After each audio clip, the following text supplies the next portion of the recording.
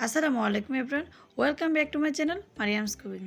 আজকে শেয়ার করব মেহমানদারি বা অতিথি আপ্যায়নে আপনারা কিভাবে একটি ঝটপট গরুর মাংস তৈরি করবেন সেই রেসিপি। আশা করছি আজকের এই রেসিপিটা আপনাদের অনেক উপকারী আসবে আর আপনাদের কাছে অনেক ভালো লাগবে, কারণ একদম কম উপকরণ দিয়ে এই গরুর মাংসটি আমি তৈরি করব। আশা করছি সবার কাছে অনেক ভালো লাগবে। আর ভালো লাগলে অবশ্যই চ্যানেলটিকে সাবস্ক্রাইব করে পাশে থাকার অনুরোধ রইল।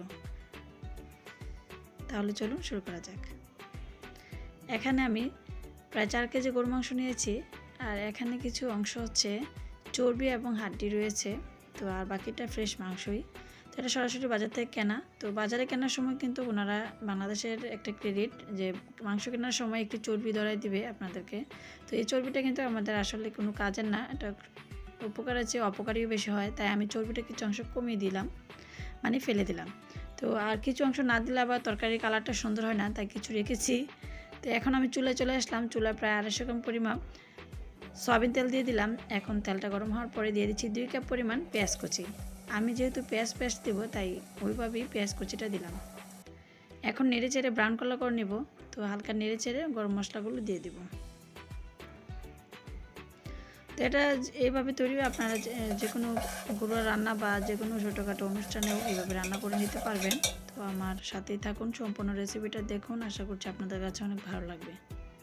তো আমি নেড়ে চেড়ে দিয়ে দিচ্ছি গরম মশলাগুলো। আমি এখানে 4টে তেজপাতা, 7-8টি দারুচিনির টুকরা, 10-12টি এলাচ, লবঙ্গ আর গোলমরিচ নিয়েছি 10-15টি করে। তো আমি 4টি তেজপাতা আমি মাঝখান দিয়ে ছিঁড়ে দিয়ে দিলাম, আর 7-8টি দারুচিনি দিয়ে দিলাম, 10-12টি এলাচ দিয়ে দিলাম। তারপর দিয়ে দিচ্ছি 10-15টি লবঙ্গ আর গোলমরিচ। এখন নেড়ে চেড়ে মশলাগুলো ভেজে নিচ্ছি, আর তার সাথে পেঁয়াজ কুচিগুলোও ব্রাউন কালার করে নিচ্ছি। তো পেঁয়াজ কুচিগুলো ব্রাউন কালার হয়ে গেছে, দেখতে পাচ্ছেন অলরেডি কিন্তু ব্রাউন কালার হয়ে গেছে। এখন দিয়ে দিব মশলাগুলো যে কষাবো তার জন্য পানি। তো এখানে 1/2 কাপ পানি দিয়ে দিলাম। পানি দেওয়ার পর এখন একে একে সব মশলাগুলো দিব। তো আমি হলুদের গুঁড়া দিয়ে দিচ্ছি 3 টেবিল চামচ পরিমাণ।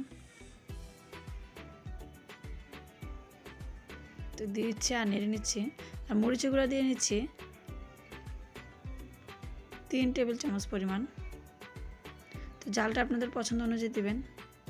আর দিয়ে দিচ্ছি 1/2 কাপ পরিমাণ আদা পেস্ট। তারপর দিয়ে দিচ্ছি 1/2 কাপ পরিমাণ রসুন পেস্ট। এগুলো একদম ফ্রেশ, তো এর স্বাদে কিন্তু অন্যরকম হবে। আর দিয়ে দিচ্ছি 1/2 কাপ পরিমাণ পেঁয়াজ পেস্ট। সবগুলোর পেস্ট যদি একটু বেশি বেশি করে দেন তাহলে আপনার যে তরকারি কালারটা কিন্তু অন্যরকম হয়ে যাবে, একটা ঘনত্ব ভুনা টাইপের হবে। তাই পেঁয়াজ পেস্টটা অবশ্যই দেওয়ার চেষ্টা করবেন, এতে করে আপনার তরকারিটা দেখতে সুন্দর লাগবে। দিয়ে দিচ্ছি স্বাদ মতো লবণ। তো এখানে 3 টেবিল চামচ পরিমাণ দিলাম, পরে যদি প্রয়োজন হয় দিব দেখে।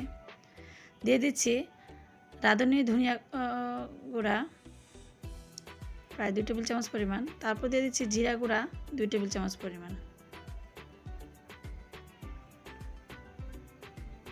এভাবে আর কন্টিনিউ নেড়ে নিচ্ছি, মশলাগুলো ভালো করে কষিয়ে নিচ্ছি আর কি।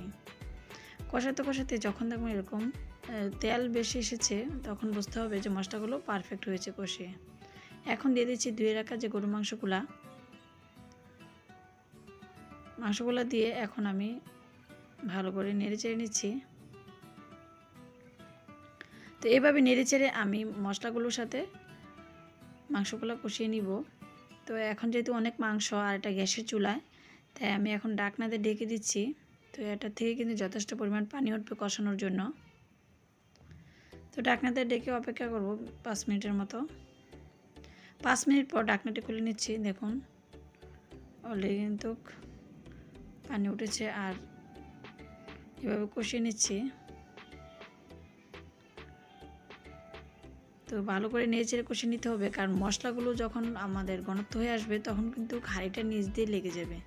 আর মেহমানদারিতে বা পারিবারিক রান্নায় যদি একবার নিচ দিয়ে লেগে যায় তখন আপনার গরু মাংসের স্বাদের 12টা এমনিই বেজে যাবে। তাই অবশ্যই খেয়াল রাখবেন নিচ দিয়ে যেন লেগে না যায়। তাই একটু পরপর ঢাকনাটি খুলে নেড়ে নেবেন, আর চুলার আঁচটি প্রয়োজন হলে মিডিয়ামের চেয়ে লো করে নেবেন। দেখুন পানি যথেষ্ট পরিমাণ উঠেছে, কারণ কোনো রকম পানি দেই নাই, মাংস থেকেই পানি উঠেছে। তো এই মাংসতেই আমাদের কষানো হয়ে যাবে। এভাবে ঢাকনাটা ডেকে একটু পরপর ঢাকনাটা খুলে আবারও নেড়ে চেড়ে কষিয়ে নিচ্ছি। তো ভালো করে কষানোর পর আমি দিয়ে দিচ্ছি আলু। তো এখানে আমি হাফ কেজির মতো আলু দিচ্ছি, কারণ আলু কিন্তু বাঙালিদের একটি পছন্দের খাবার। তো আলু ছাড়াও রান্না করতে পারেন, আমি আলু আমরা পছন্দের কারণে দিচ্ছি, কারণ অনেক সময় মাংস খাওয়ার সময় কিন্তু অনেকে আবার আলুটা চায়, তা আবার আমরা নিজেরাও পছন্দ করি, তাই সেই অনুযায়ী দিচ্ছি। তো আলুটা দিয়ে আমি আবার নেড়ে চেড়ে নিচ্ছি। তো এই আলুটাও মাংসর সাথে ভালো করে কষিয়ে নিব, তাই একটু ঝোল থাকতে দিয়ে দিলাম। তো ঢাকনাতে ডেকে আবারও দিচ্ছি। আর গরুর মাংসটা একটু তোলমালো হয়, বয়স্ক গরু, তাই মাংসটা অনেক সুন্দর রয়েছে। কষানোর পরও আমি অনেকক্ষণ সময় নিয়ে কষিয়েছি। আলুটা দেওয়ার পর এইভাবে একটু পর উল্টিয়ে নিচ্ছি, কারণ উল্টে অবশ্যই দিবেন, একদম তলানি থেকে নেড়ে দিবেন, এতে করে মশলাটা আর লেগে যাওয়ার সম্ভাবনা থাকবে না। আপনারা চাইলে কিন্তু এই অবস্থায় একটা টমেটো ছেড়ে দিতে পারেন, সেই ক্ষেত্রেও তরকারিটা অনেক স্বাদ হবে। তো আমি আজকে আর দিচ্ছি না, কারণ আমি অনেক ব্যস্ত ছিলাম, অনেক পাশে আরেকটা রান্না হচ্ছে, আর টমেটো দেওয়া হয় না। এমনিতেই কীভাবে শর্টকাটে একটা সহজ রেসিপি হবে সেটাই দেখাচ্ছি। তো কষানোর পর দিয়ে দিলাম গরম পানি। গরম পানিটা অলরেডি আমি গরম করে রেখেছিলাম, তো সেখান থেকে দিয়ে দিলাম প্রায় 1 কেজির মতো গরম পানি দিয়েছি। গরম পানিটা দেওয়ার পর উল্টিয়ে পাল্টিয়ে আমি এখন ঢাকনাতে ডেকে অপেক্ষা করব মাংসটা সিদ্ধ হওয়া পর্যন্ত। আর কিছুক্ষণ পর পর এইভাবে নেড়ে চেড়ে নিব। দেখুন মাংস কিন্তু মোটামুটি সিদ্ধ হয়ে গেছে। তো আমি এখন চুলার আঁচটা লো করে আবারও ঢাকনাতে ডেকে অপেক্ষা করছি। আর একটু পর পর ঢাকনাটা খুলে নিয়ে নিচ্ছি। দেখুন কত সুন্দর কালার হয়েছে। আমি আগে কিন্তু বলেছি আমার মনে হচ্ছে এই মাংসটা একটু বয়স্ক হবে, তাই একটু সময় নিয়ে রান্নাটা করেছি। তো কালারটা অনেক সুন্দর হয়েছে। দেখুন যথেষ্ট পরিমাণ, প্রায় কষা যেমন পাকশিরা যেভাবে মাংস রান্না করে ঠিক সেই রকম কালার হয়েছে। আর যেহেতু পেঁয়াজ পেস্ট দিয়েছি, আদা রসুন পেস্টটা একটু গরুর মাংসতে একটু বাড়িয়ে দিবেন, তাতে আপনার মাংসটা স্বাদ হবে অন্যরকম। তো এখন আমি চারপাশে মুছে, আমার রান্না কিন্তু প্রায় শেষ। আর হ্যাঁ, আমি এখানে একটা ভিডিওতে একটা স্কিপ হয়েছে, সেটা হচ্ছে আমি এখানে বাজার জিরা গুঁড়া দিয়েছি শেষ পর্যায়ে, সেটা অলরেডি স্কিপ হয়ে গেছে, তার জন্য সরি। তো আশা করছি আপনার কাছে এই রেসিপিটি ভালো লেগেছে। আর এই মজাদার গরুর মাংস রেসিপিটি যদি ভালো লেগে থাকে অবশ্যই লাইক কমেন্ট শেয়ার করবেন, ফেসবুক পেজটি ফলো করবেন। আল্লাহ হাফেজ।